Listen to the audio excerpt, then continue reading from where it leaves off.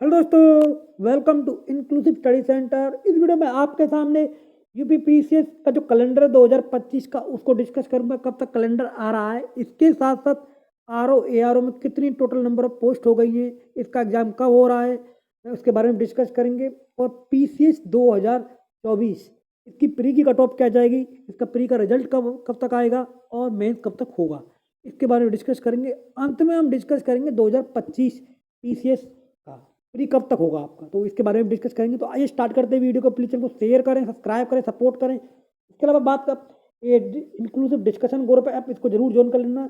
आप कोई भी क्वेरी यहाँ पर लगातार पूछ सकते हो एक दूसरे के साथ। डिस्कशन ग्रुप है और ये मेरा मेन ग्रुप है इंक्लूसिव स्टडी सेंटर। आप मुझसे भी कोई क्वेरी पूछ सकते हो पर्सनली @राजकुमार चौधरी 1 बायो में इसका लिंक दे रखा है। अब बात करते हैं हम सबसे पहले आर के बारे में। उससे पहले बात करते हैं मैं एक्चुअल में क्या है कि अगर आपको इस समय कुछ समझ नहीं आ रहा है ना, देखो क्या है कि सिचुएशन सबके साथ एक जैसी है। हैं? बहुत सारे लोगों का प्री इस बार अच्छा नहीं हुआ है और उनकी समझ नहीं आ रहा है कि कट ऑफ क्या जा सकती है क्या नहीं जा सकती है। मैं आपको सबसे पहले कट ऑफ के बारे में बता देता हूँ। और अगर आपको कॉन्फिडेंस नहीं आ रहा ना इस समय, तो एक काम कर लेना कि आप अच्छे से देखो, जब तक आपका रिजल्ट ना आए तब तक तो कम से कम आपको मेंस पढ़ना चाहिए मेरे हिसाब से तो। और अगर आपको मेंस के मटेरियल चाहिए, मैं आपको मेंस का मटेरियल में दो चीज़ दे सकता हूँ। एक तो हिंदी का जो पेपर आता है उसकी पीवाईक्यू दे सकता हूँ। इसके अलावा जो जनरल स्टडी के पीवाईक्यू पेपर 1 2 3 और 4 और 5 के इनके पीवाईक्यू दे सकता हूँ। और चाहे वो हिंदी मीडियम हो इंग्लिश मीडियम हो, अगर आपको लेना है तो बायो में लिंक है @राजकुमार चौधरी 1, मैं आपको फ्री में प्रोवाइड करा दूंगा। इसी मीडियम में आप ले सकते हो मुझसे। अब आपको बात करते हैं सबसे पहले कट ऑफ के बारे में। कट ऑफ के बारे में एक बात कहूँगा कि कट ऑफ जो है आपकी मेरे हिसाब से मैंने आपको बताई भी थी कि 72 ± 3 जाएगी, क्योंकि वैकेंसी इस बार बहुत अच्छी है। और पेपर का पैटर्न आपको पता है किस तरीके का हुआ है। मैंने आपको कुछ समय पहले एक बात कही थी, जब पेपर नहीं हुआ था पीसीएस का और बीपीएससी का, क्योंकि एक पेपर पर ध्यान दीजिए, दोनों को देने के चक्कर में रहोगे तो मारे जाओगे। और लगातार कई सारे लोग लगातार मेरे पास मैसेज कर रहे हैं टेलीग्राम ग्रुप पर। यहाँ पर दिखाना रह गया नहीं, मैं उसको स्क्रीन भी आपको बता सकता था उसका।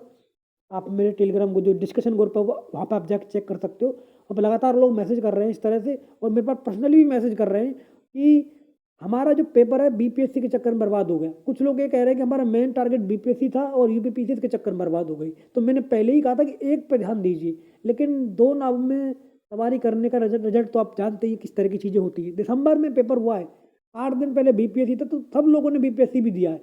सब लोगों ने तो नहीं, लेकिन बहुत लोगों ने बीपीएससी दिया है।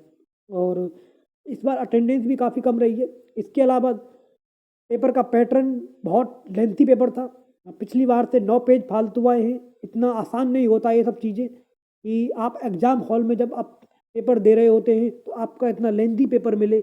वन लाइनर क्वेश्चनों की संख्या बहुत कम थी, असर्शन और रीजनिंग वाले क्वेश्चनों की संख्या बहुत ज़्यादा थी। तो इस तरह की चीज़ें हो रही थी, फैक्ट इस तरह के पूछे जा रहे थे जो इतने आसान नहीं थे। करंट अफेयर ऐसे आ रहे थे जो नॉर्मल पहले आते थे करंट अफेयर, 2 मैगजीन चाहे घटना चक्र हो घटना सार से हो, वहाँ से आपको आराम से 20-25 क्वेश्चन आपको करंट अफेयर के मिल जाते थे। इस बार आपको वहाँ से 4-5 क्वेश्चन ही बड़ी मुश्किल से हो पा रहे हैं। लेकिन हमारे दिल और दिमाग में ये बात थी कि हमको क्वेश्चन अटेम्प्ट करना है, क्योंकि ज़्यादा क्वेश्चन अटेम्प्ट हम नहीं करेंगे तो हम फेल हो जाएंगे।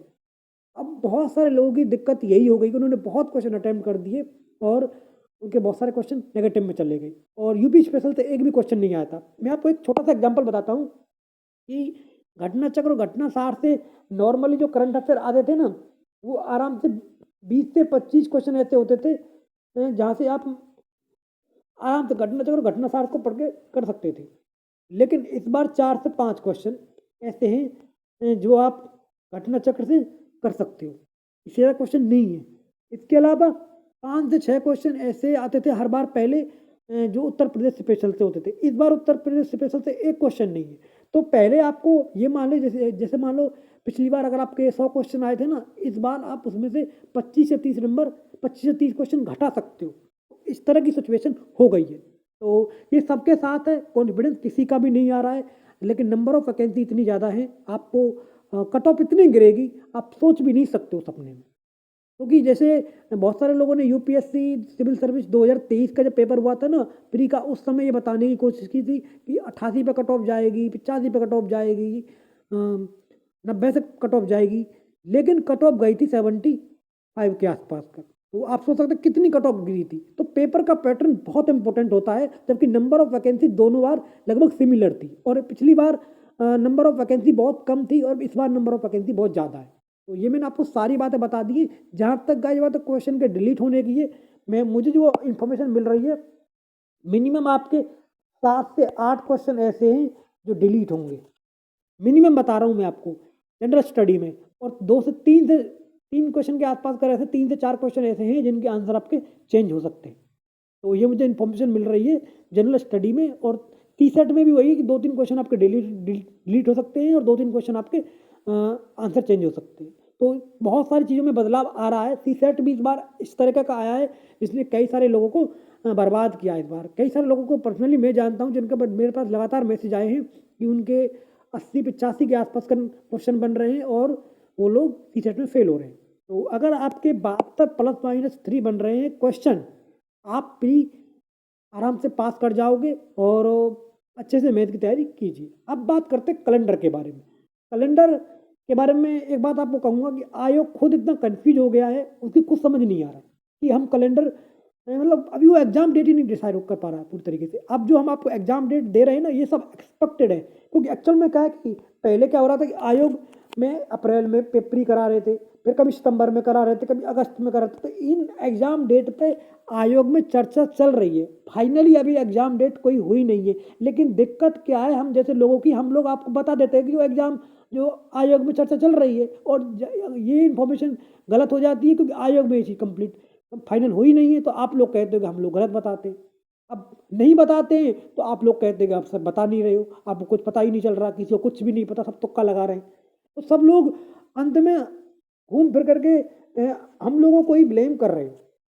तो आपको मैं एक ही बात कहूँगा, देखो इस समय अगर आपको कॉन्फिडेंस नहीं आ रहा है, प्री अच्छा नहीं हुआ, तो प्री क्या कहते हैं, थोड़ा कुछ दिन जब तक आपका रिजल्ट ना आए तब तक मेहनत पढ़ लो। रिजल्ट जो है आपका फरवरी के मिड तक आपका आने की संभावना है, 2-4 दिन ऊपर नीचे हो सकता है आपका। लेकिन अभी क्या है कि कॉपियों का मूल्यांकन खत्म नहीं हुआ है। जैसे ही कॉपियों का मूल्यांकन खत्म हो जाएगा, हम आपको इन्फॉर्मेशन दे देंगे, और रिजल्ट आने से 5-7 दिन पहले पता चल जाता है कि रिजल्ट अब आने वाला है। अभी इस तरह कोई खबर नहीं आ रही है आयोग से। तो ये मैं आपको बता रहा हूँ, अभी आपका 8 से 10 दिन में रिजल्ट नहीं आ रहा है, ये आप दिल और दिमाग में रख लेना। रिजल्ट आपका जो है 10 तारीख के बाद ही आपको देखने को मिलेगा, मोस्ट प्रोबेबल है ये। अगर उससे पहले आया तो तभी हो सकता है तो आयोग पूरी तरीके से इसी पर लग जाए और सारे काम को बंद कर दे। तो इस तरह की कोई आयोग के अंदर एक्टिविटी होगी रिजल्ट के रिगार्डिंग, तो वो मैं आपको बता दूंगा। अब बात करते हैं दूसरी एग्जाम डेट की। एग्जाम डेट में मैंने आपको वही कहा कि कोई भी एग्जाम डेट अभी तक फाइनल नहीं हुई है, लेकिन हाँ कुछ चीज़ें क्लियर हो रही हैं। जैसे कि आपका जो प्री का पेपर है, पहले ही अप्रैल में हो रहा था, अब वो चीज़ अप्रैल में नहीं होके बाद में जाने की संभावना लग रही है, क्योंकि जिस तरह की पिछली शनिवार को जो मीटिंग हुई थी आयोग में, उसमें चर्चा चली थी। आज अभी इसके बारे में कोई बात नहीं हुई है। और जहाँ तक गाइज बात है, जो है आपका मेंस की, मेंस आपका जून में हो रहा है। अगस्त वो अप्रैल में मेंस की संभावना बहुत कम है। आपका जो मेंस है जो आपका जून में जा सकता है। और जो RO ARO है, RO ARO की जो संभावना है, ये हो सकता है कैलेंडर में ना आए। संभावना बहुत कम है कैलेंडर में आने की, क्योंकि जब तक इस पर कमेटी का फाइनल रिजल्ट नहीं आएगा तो आयोग इस पर एग्जाम डेट डिसाइड नहीं करेगा। तो ये सब मैंने आपको बता दी, जो इन्फॉर्मेशन मुझे मिल रही थी मैंने आपको सारी इन्फॉर्मेशन बता दी है। अगर किसी भी प्रकार कोई क्वेरी हो तो बायो मेरा लिंक है @राजकुमार चौधरी 1। हाँ एक बात और है कि RO ARO में टोटल नंबर ऑफ वैकेंसी है इस समय 600+ है। ये सारी इन्फॉर्मेशन आपको मिल गई है। प्लीज़ चैनल को शेयर करें, सब्सक्राइब करें, सपोर्ट करें। धन्यवाद, नमस्कार।